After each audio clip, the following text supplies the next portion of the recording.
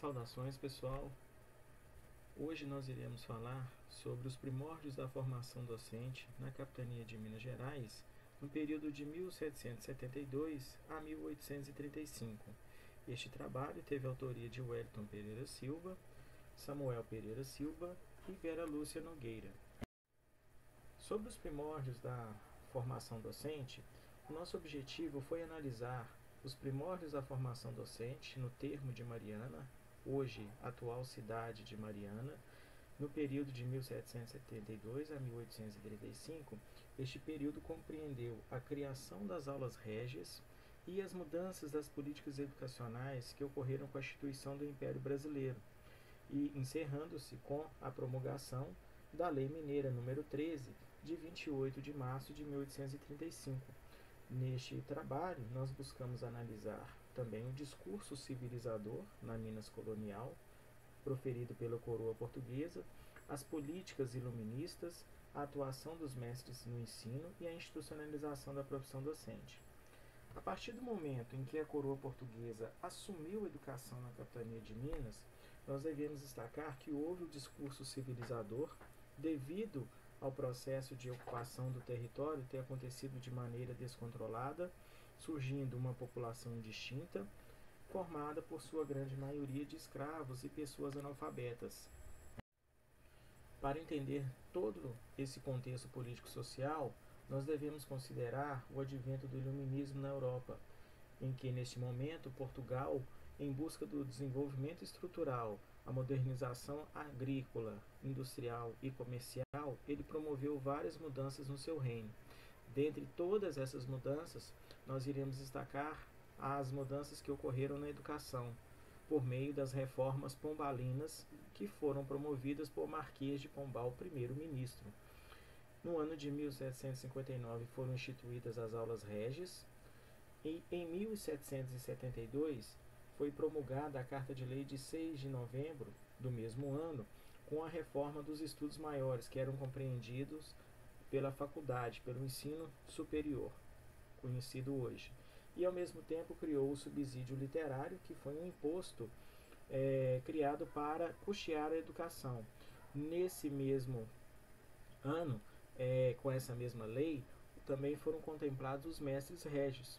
É nesse contexto, a partir dessa segunda reforma, que a capitania de Minas Gerais ela passou a ser o centro das atenções da coroa no que diz respeito à educação, devido aos conflitos que ocorreram anteriormente com a Guerra dos Emboabas, no ano de 1708, e a revolta de Vila Rica. A partir desse momento, a coroa ela entende que seria necessário civilizar essa população nos moldes europeus. E a partir de então, a partir do ano de 1772, que emerge a figura dos mestres régios, cujo dever era ensinar as crianças a ler, escrever e contar. Desde então, surgiram também as dificuldades para exercerem o ofício, como o atraso nos salários, o local para ministrarem o ensino. O recebimento do salário era de 150 mil réis anual, e com esse valor eles tinham que prover todo o seu sustento e os materiais para o ofício, como tinta, papel. Começaram as dificuldades para receberem o seu ordenado devido à grande burocracia, percorriam grandes distâncias para receberem, pois a junta da fazenda que era localizada em Vila Rica e os pagamentos eram realizados somente nesse local. E, com o passar do tempo, esses mestres não tinham direito à aposentadoria. Com o decorrer do tempo, já no século XIX, nas primeiras décadas desse século, nós tivemos aí políticas voltadas para a institucionalização da profissão docente. No caso, os primeiros dispositivos que foram feitos, que foram criados, foi em 1827, em que foi promulgada a primeira Lei Geral do Ensino. Nesta lei, nós temos aí a criação de escolas de primeiras letras em todas as cidades, vilas e lugares mais populosos do Império. Já no ano de 1835, foi promulgada a primeira Lei Mineira número 13. Essa lei ela foi a primeira lei específica da província de Minas Gerais, que promoveu mudanças na educação. Essa lei foi responsável por regular o ensino primário pelo provimento e ordenado dos professores. Com o advento dessa lei, houve a constituição dos espaços escolares, a expansão das escolas, nós tivemos políticas de formação de professores e também a criação da Escola Normal em Ouro Preto. Durante a implantação dessas políticas, na primeira metade do século XIX, toda a discussão girou em torno das novas metodologias que seriam adotadas para utilizarem um novo modelo de ensino e a normatização de práticas pedagógicas. Ou seja, a educação, até então, ela ganhou um olhar diferenciado. Ela foi pensada como uma ferramenta civilizatória, objeto de formação humana, que possibilitaria inserir o país na contemporaneidade, difundindo a educação para toda a população da província de Minas. Dessa maneira, nós podemos perceber que houve diferenças no processo de organização escolar no Império em relação ao período colonial, ainda que houvesse problemas quanto ao grande índice de analfabetismo no âmbito nacional. Cabe destacar que o processo de regulamentação da instrução pública em Minas Gerais no século XIX também elas estiveram associadas à organização do Estado, na concepção da ideia da construção de uma nação independente. Contudo, de acordo com Gouveia, os investimentos do Estado era insuficiente para possibilitar a construção de um sistema de ensino que atendesse à população da província. O professorado também era mal pago, o que era então apontado como responsável pela precariedade do ensino público. Na acepção de Severino, a educação, tida como um processo pedagógico sistemático que intervém na distância, na dinâmica da vida social, pode ser considerada atualmente como um objeto priorizado de estudos científicos com o objetivo de definir políticas estratégicas para buscar o desenvolvimento integral das sociedades. Nesse contexto, nós podemos entender que a educação é utilizada como uma ferramenta de mediação da vida social de toda a sociedade. Assim, nós entendemos que o processo educacional ele ocorre por meio da longa duração, ou seja, torna-se um grande desafio para vencer as dificuldades de ordem estrutural para atingir com qualidade a formação humana. Sobretudo porque problemas de ordem política interferiam para que as políticas educacionais alcançassem êxito. Nós podemos perceber que, desde o período colonial, nós tivemos aí a introdução das aulas régias de forma bem precária. Já no século XIX, nós podemos perceber que houve dispositivos legais com o intuito de que a educação fosse alcançada por toda a população e assim introduzida em todos os locais mais populosos, porém ainda faltavam investimentos efetivos para que essa educação fosse realmente difundida de maneira mais eficaz em todo o território da capitania de Minas.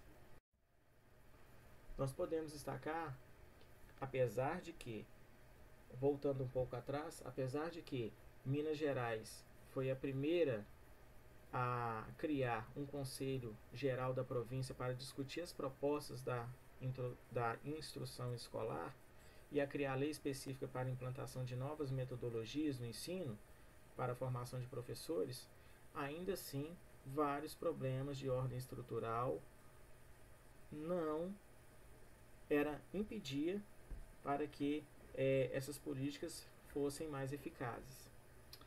Agora, partindo para a guisa de uma conclusão, nós procuramos aqui brevemente analisar os primórdios da formação docente em Minas Gerais, como também compreender como foram implantadas as políticas de formação dos professores que ocorreram no período colonial e imperial e os sentidos da formação humana. Nós podemos concluir que os mestres régios, lá no período colonial, eles enfrentaram grandes desafios para exercerem o ofício, sobretudo porque a profissão ainda não era regulamentada. Nós entendemos que é a função do Estado propiciar aos indivíduos os conhecimentos, habilidades e os valores necessários para a formação humana, e que o principal agente capaz de propiciar esses valores são os professores. Nós não podemos deixar de jogar luz ao fato de que a formação dos professores não pode ser dissociada do problema das condições de trabalho e as questões salariais que envolvem a carreira docente.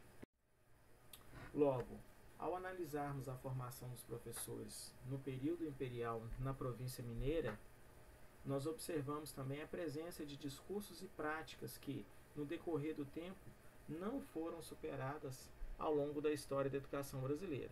Assim, ao compararmos o quadro dos professores do século XIX em relação aos mestres régios do século anterior, nós percebemos que os problemas eram semelhantes, dentre eles, valorização profissional, má formação profissional e política salarial falha.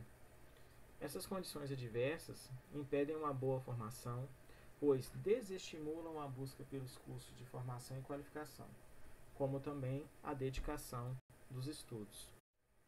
Agora, na contemporaneidade, no que diz respeito também à remuneração dos professores, nós concordamos com os apontamentos de Gatti, ao afirmar que, se a carreira docente fosse bem remunerada, mais pessoas escolheriam essa profissão.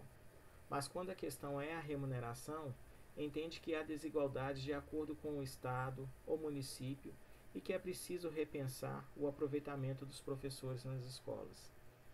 A educadora defende a necessidade de uma melhor qualificação na formação dos professores, sobretudo porque a educação e a atividade docente são ferramentas fundamentais para a construção da civilização, que muitos problemas de ordem social da sociedade contemporânea são frutos da falta de cuidado com a educação básica e a formação humana. Por fim, para proporcionar uma formação docente sólida e assegurar melhores condições salariais e de trabalho, é necessário que tenha um aparato à sua volta, com investimento do Estado em políticas eficientes. Esse é o grande desafio a ser enfrentado. Para vencê-lo, é necessário eleger a educação como prioridade, difundindo-a com um projeto de desenvolvimento nacional e canalizar para ela todos os recursos possíveis. Aqui nós encerramos a nossa breve apresentação sobre o nosso trabalho que apresentamos.